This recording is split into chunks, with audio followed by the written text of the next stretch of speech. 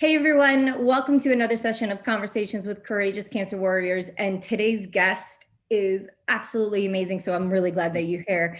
Today, we have the honor of having Avinoam Lerner here. And he is a trauma recovery coach, which specializes in cancer, addiction, and PTSD. He's been a TEDx speaker, and he's also an author of a new book called The Cancer Paradigm. So, Avinoam, thank you so much for being here with us today. Very much appreciated. Thank you, Lori.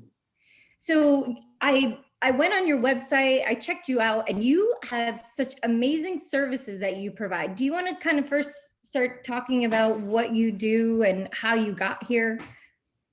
Well, It's a loaded question, I know. it is a loaded question, but in a nutshell, what I do is I help people going or facing cancer, either in treatment or in survivorship, mobilize their inner resources to enhance their body's ability to either defend against or recover from. More specifically, cancer. I work with a lot of trauma, people going through trauma, healthy people living with significant trauma that would like to prevent it from taking hold in their body in the form of illness.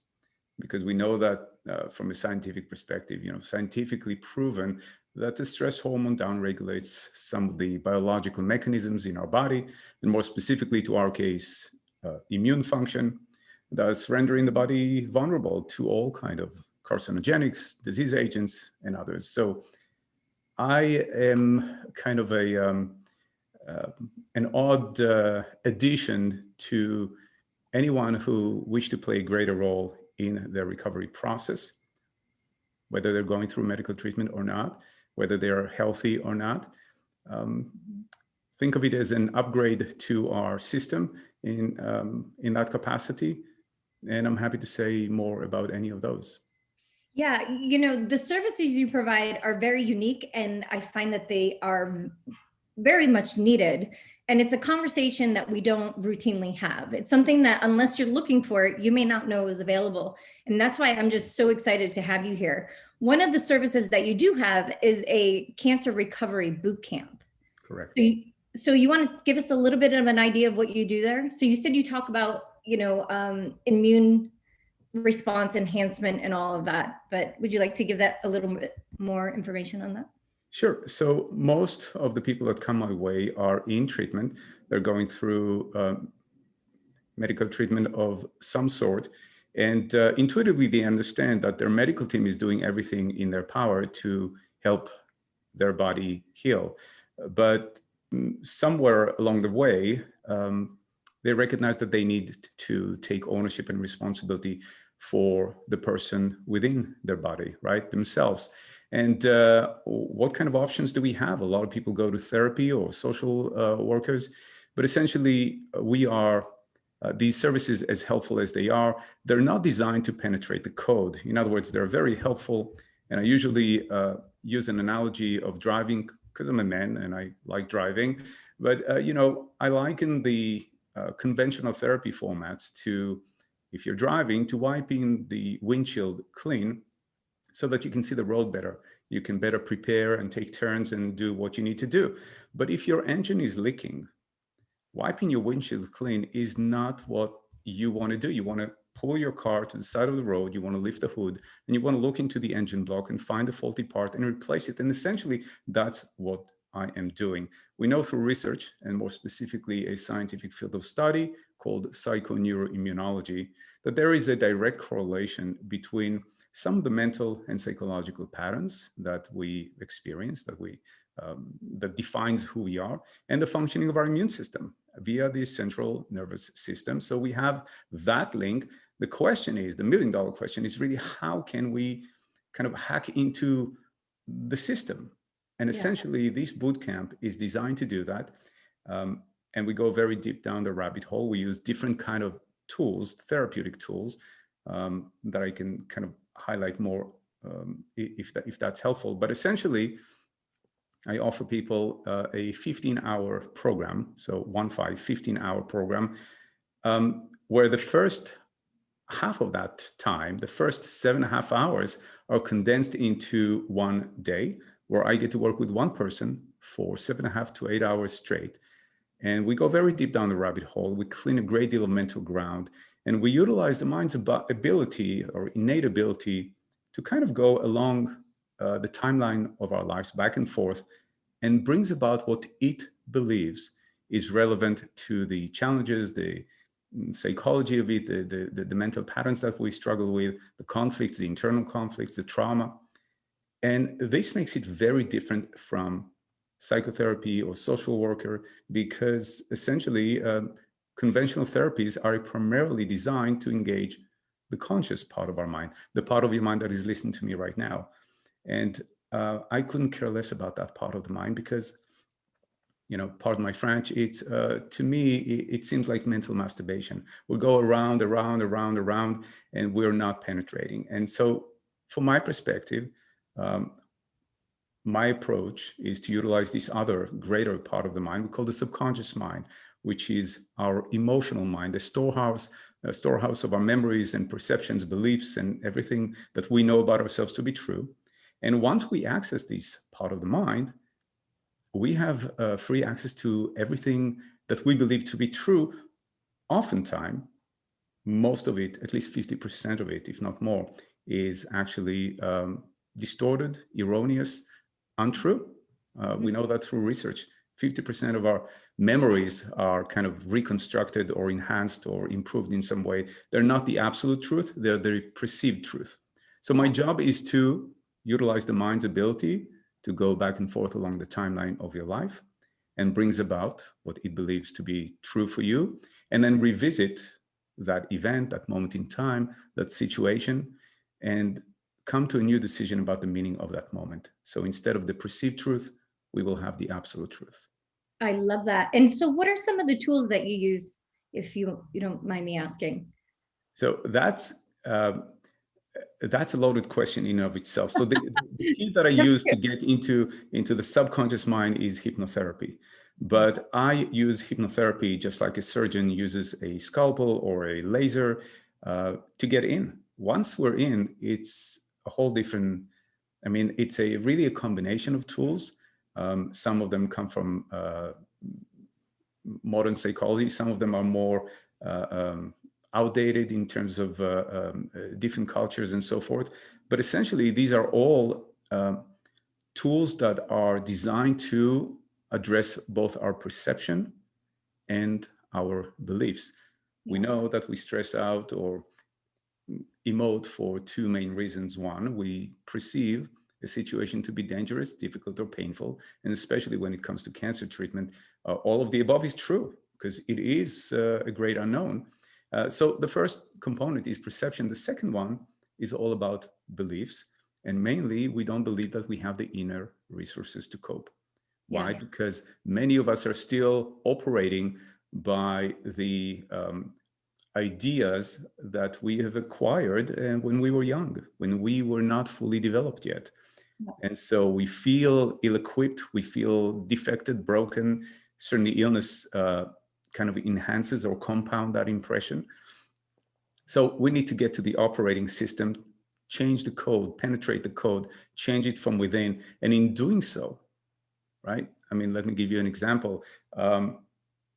If if you have a fruit bearing tree in your backyard and the fruit is somewhat not as you have wanted, or isn't as ripe or as beautiful or as sweet that you want, trimming the tree leaves and the branches and so forth will not solve the problem. You have to get to the root of the tree.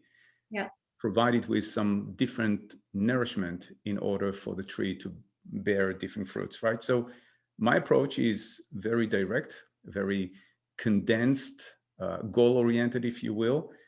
And it's very different from the ongoing therapeutic approach that most conventional therapies deploy.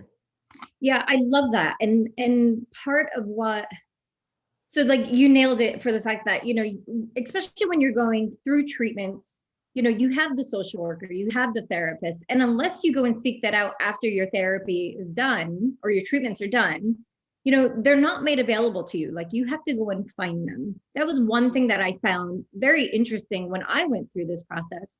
And two, I have done personal development for probably 15 years before I got diagnosed. And I thought that I was in a good position to handle what I was about to handle.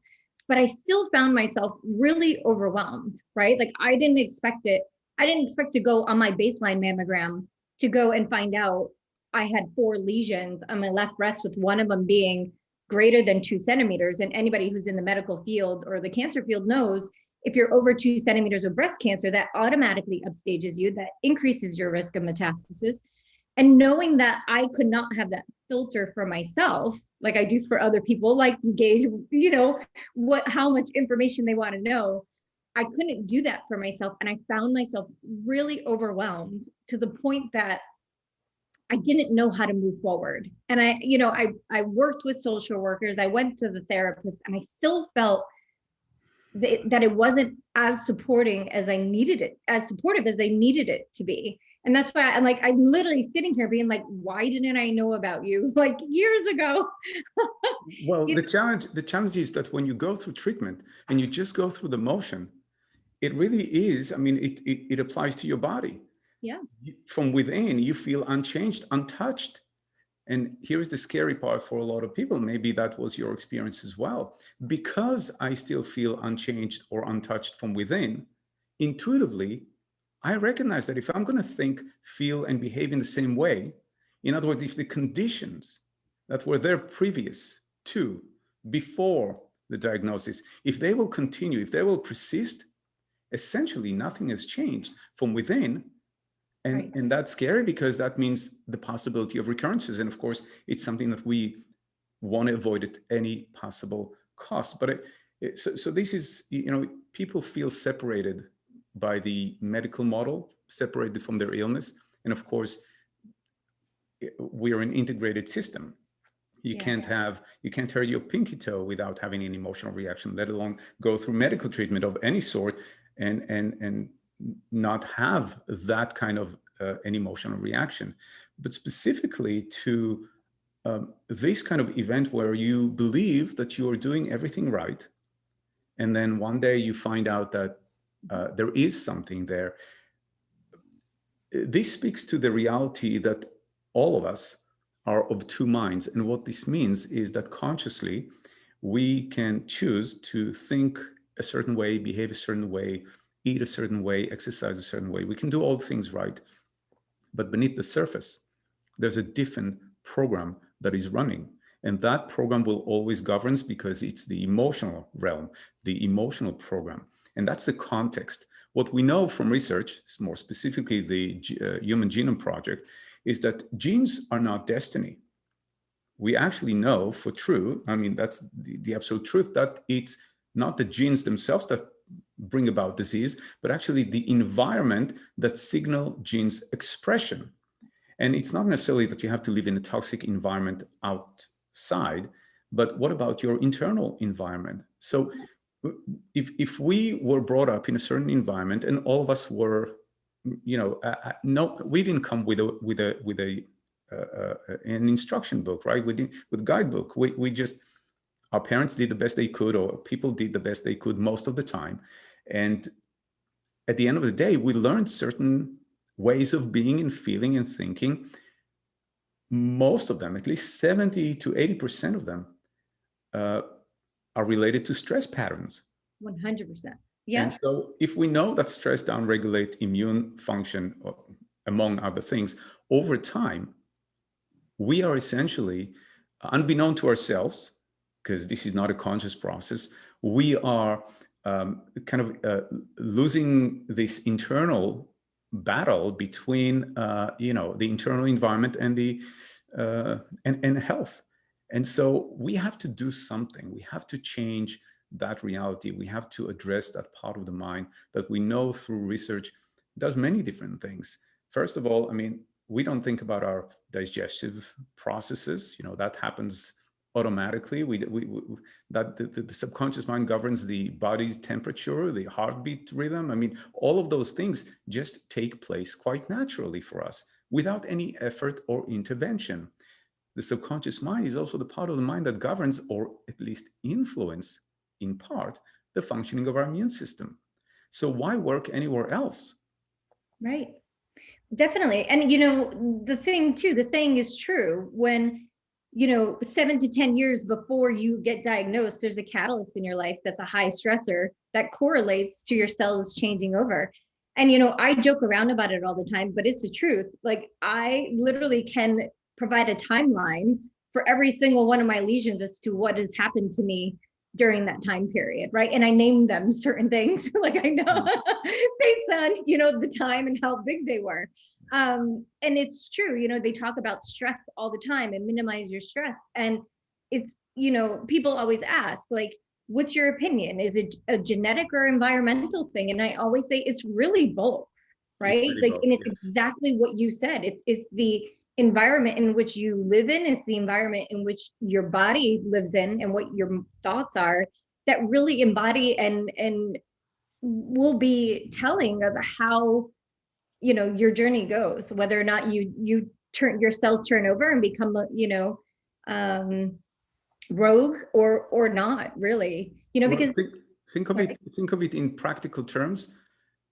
We're all kind of gotten used to, because we all have electronic devices. We understand that they need to be updated every now and then. You know, you get this notification, update your system. Okay, you press and it's getting done. We need these updates because there's a lot more information Yeah. around, be it virus threats or any other information. So when it comes to us, when was the last time we actually updated our own understanding of who we are? Likely never. Yeah. When do you think about your internal organs at all? Your spleen, your liver, you know, we don't think about even our shoulders. We don't pay attention to things unless they malfunction. Yeah. And when they malfunction, they communicate to us that we need to upgrade our system. The question is how to do it. Talking about it is not going to get it done, because if it was effective in that respect for that purpose, then we wouldn't have to go to therapy for years. It doesn't Right. have to take long. It just needs to be precise. It just needs to be effective. It needs to get the job done. And then you're going back into living, but from an upgrade, from a greater state of mind. Yeah. And it's amazing. And, you know, your program is called the 15-hour trauma solution, right? And I think that that is exactly what you do. And I'm really eager to learn more about that and actually go through it myself. So you will definitely be hearing from me about that. Because I'm in 100% agreement with you, right? You know, our part of our personalities get developed so early on in life based on things that happen to us and the meaning that we put to it, that just really carry us forward through life, you know. And it's something really important to just clean up the attic, right? Like, clean the basement, like, let's get it all out, and so you could continue living a more healthier life. It's so so true. Now let's talk a little bit about the book that you have out. Sure.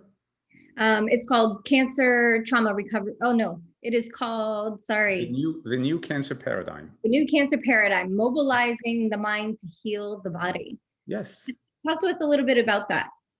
So again, it speaks to a greater, or just a different, a more holistic view of what cancer is. Cancer is a whole person event.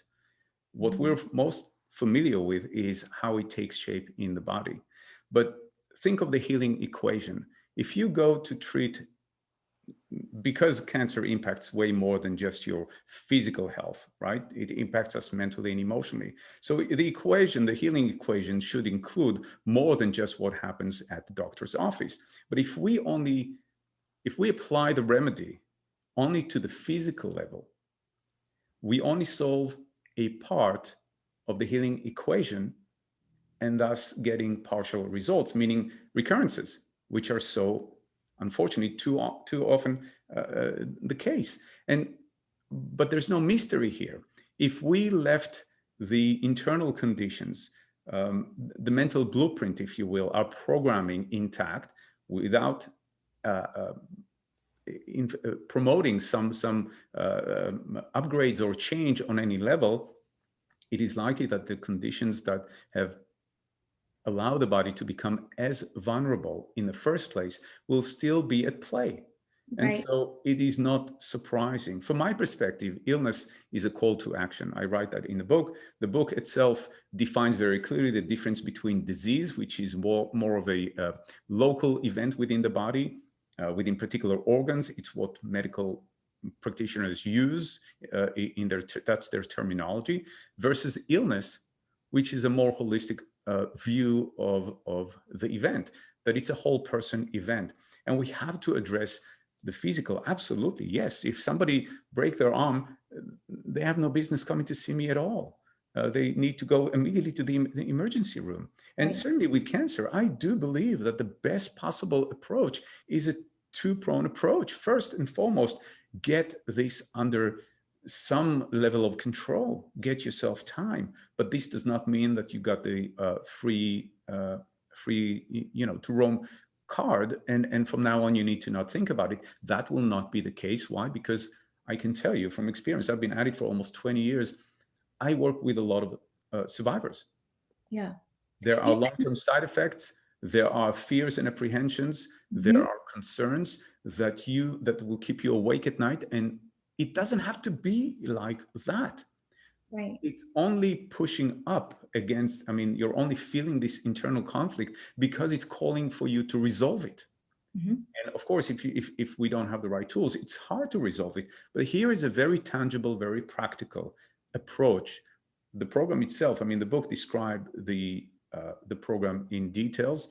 It's a very structured a program. It's got a very defined beginning, middle, and end with therapeutic intersections we have to cross one successfully before we move on to the next. There's no mystery here. I Right. feel more like, I mean, I feel more of like a mechanic rather than anything else, because it's just in between these intersections, it's the great unknown. It's each person bring their own experience, but we know throughout the process where we are. There's no mystery. We know what need get done, and I think it's really surprising for a lot of people that their mind actually knows everything there is to know about them, what's right for them, what might be meaningful to the conflict, to the trauma, to the event, to the struggle. And when we resolve, when we change the meaning of those events, the way they impact and radiate from within, that changes everything. Yeah. So Yeah. there's the healing from without, in other words, the medical approach that addresses the body. It's absolutely necessary. We're so very fortunate to be able to live in a day and age where we have these amazing tools. More lives are saved now than ever before because of these advancements. But we're without addressing the person within this physical body, we're going to lose the battle, Yeah. because it's just going to keep coming up. And we want to make sure that if we're choosing a healthier path, if we do hear the call to action, because again, illness is an invitation to life from my perspective. It's going Mhm. to highlight this existential shift that has to take place. It's going to grab you, pardon my French, by the balls, squeeze so that you can't ignore it, and Oh, yeah. you're going to pay attention. Yep. So I it's say it all the time, right? Like I'm a person that needed to be hit over the head with my mortality for me to change my lifestyle, right? Like we talked offline about, I worked in academics forever, and, I worked in a very high, high stress, fast paced environment. And I did it for 20 plus years. And I knew it wasn't good for me. I knew it was one of those things that, like, I was really stressed from the demands of my job, but I also loved what I did. So I would always be like, it's fine. I'm fine. I'm fine. I'm fine. And I would never change that environment for myself until I was forced to do so, until I had to, make time for illness. yeah. And it really, and then that's when I was like, you should have known better. Like you knew that this was going to be something, but I really needed to be hit over the head with it. I needed to have to undergo a bilateral mastectomy and be out for 12 weeks of recovery, and to see that you know what, that job is going to be fine without me. That's no, like, they'll figure it out, but like, there's only one of me and I need to heal me now. But it was also one of those things, like, I'm high as a kite on my pain meds, and I was still worrying about the people around me, right? I had bandages on, I had my drains in, and I'm still worrying about them. And I wasn't So that's putting very myself first. typical. That's very typical for breast cancer. Mhm. It has a lot to do with self-nourishment patterns. Mhm. And this is just my take, but I've seen different types of cancer speaks to different characteristics. Yeah. And for women specifically, because of the societal expectation, because of the conditioning process, because of how you were brought up, you've learned literally that the right things to do, it's to put everyone else first and yourself last. And I find it often the case to be when especially when women are in high stress, high functioning kind of jobs, where they kind of taking on made it their mission to make the world better, Yeah. that Yeah. they deprive themselves, Mhm. that in a way, and I hope this hits just right, in a way it's a self-mutilation protocol. Mhm. In other words, I will exhaust myself and deplete myself. It will be dressed up as something positive and good and valuable and meaningful, Mhm. but I will get on the other end of it to really, I will feed this self-deprivation, this self-mutilation protocol. Yeah. And we don't know that we're doing it. We don't know. And because it's dressed up in these very noble outfits, Mhm. it's that much more difficult to pay attention to. Yeah. But the mind has a very sophisticated way of bringing about growth and forcing us to upgrade our standards. And illness is just one vehicle to do that. Yeah. Yeah, I couldn't agree with you more. And that's why I really find that what you are up to and what you're providing to people is truly remarkable. But I want to mention it's not for everyone, right? It's what I do is kind of demanding. It's for anyone who's ready to really propel their healing and recovery to a whole new level, to anyone who's really sick and tired of just kind of being in limbo. It's demanding emotionally, but it's ultimately freeing in a way that um, it's very special. On the other end of it, you kind of feel almost reborn, like you can spread your wings and finally fly, that you're light like a feather, because that weight that you've been carrying, this distortion in our self identity, in our self concept, these are resolved, and there is this sense of clarity and peace that resonates with health, that is associated with the frequencies of health, right? Yeah. So if stress, fear, anxiety, lack of self-worth, shame, guilt, all of those are associated with uh, internal toxicity, with stress patterns, these other patterns are within reach. We just have to make the decision that this is what is right for us, and Mhm. and then we get it done. And then, so if people sign up for this 15-hour session with you, is it done in a group format? Do you always do it one-on-one? Like, what does One that on look one, like? one on one. One-on-one. So So people can't hide. what makes this really, really special is because of this level of immersion that we get into when we get involved with our own story. This level of immersion brings about a level of authenticity that is missing from every other approach. And that level of authenticity makes, as the mind moves back and forth along the timeline of our lives, it makes us feel as if back then and there, regardless of how far back, is right here and now. And that level of authenticity, this bridge, makes transformation happens. You can't get to it when you're talking about something, because then you're both the experiencer and the observer. Mhm. You are in this kind of work that I do, you go so deeply inward that back then and there feels as if it's right here and right now. And it creates this bridge, yeah, for healing to take place. It's really, there's a liberation of energy that happens when we change the meaning of what's burdening us, right? When we kind of update the version that we subscribe for or to, there's a liberation of internal energy that happens. No longer we stay in survival mode. Now we can move into creation. Now we can move into healing. When we are constantly under this quiet blanket of stress, we just don't know that we're there. It feels like us, like normal, but we are constantly depleting the body because the body is in stress mode, in survival mode. There's no healing or recovery or repair happening in the body when all the energy is dedicated for survival.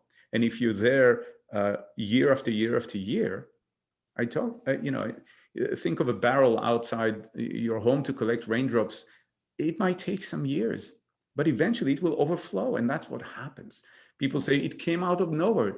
No, it actually accumulated for so long. It became so much a part of you that you didn't even know. Yeah. But now that it has overflown,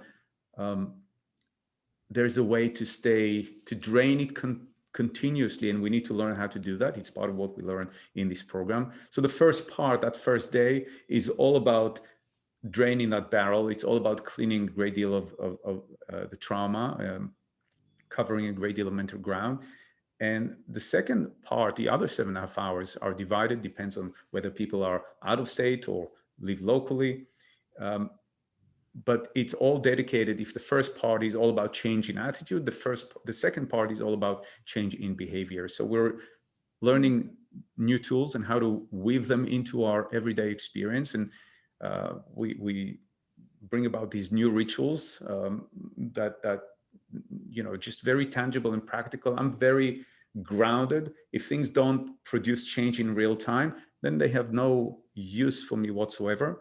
So over the past 20 years, I was able to put together a very significant upgrade system, if you will. And it gets the job done. That's all I can say. Yeah, I love that. I love that. And I'm so blessed to, have you here today. And your message is so powerful and your services are so needed. We all need to get the upgrade. So for those of you listening, and I know a lot of you are out there and you're still struggling, right? Like you are out of treatment, you are doing everything you possibly can, whether it's doing natural therapies, meditation, journaling, those all work.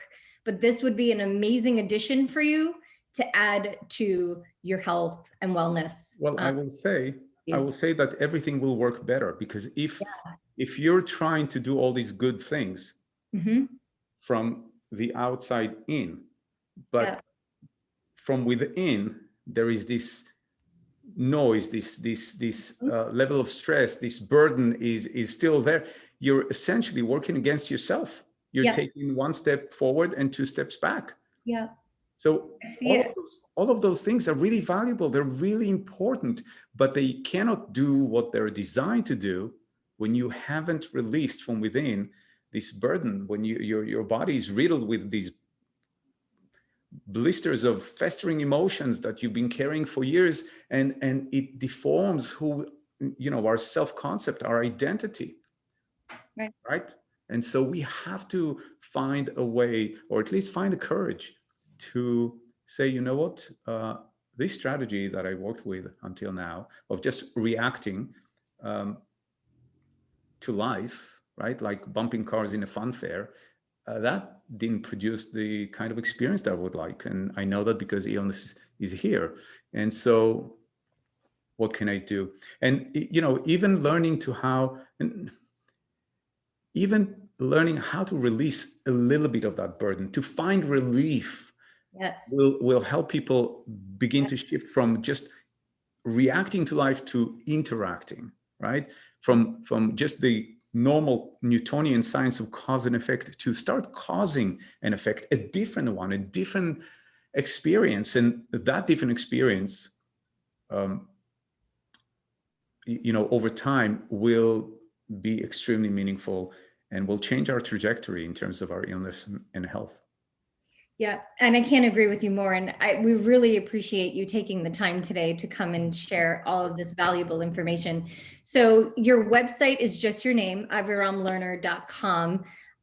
Your book is available on your site. All the information about your services are also on that site, and you're on social media too. So I'll make sure to provide the links with your bio and all, for people on how they could find you. And we truly, truly appreciate you taking the time and being here today, because thank you. Like I said, you are so needed for so many of us, that I hope that those listening, take at least the step to get a consultation with you or something to start moving. Those are free. Those are free. And, just leave people with the notion that there's a lot that we can do. We're not in control of everything, but we want to make sure that those things that we are in control of, we are able to do and do them right so that we get the best results. Yeah. Thank you again for being here. Thank you, Lord. Thank you. And thank you for who you are in the world. Thank you. You're making me blush. Thank you. All right.